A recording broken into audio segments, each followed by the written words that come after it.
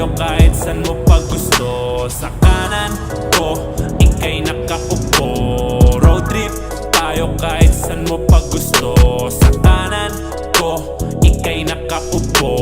Road trip tayo kahit san mo pag gusto. Yeah. Sa kanan ka nakaupo, akong magmamaneho.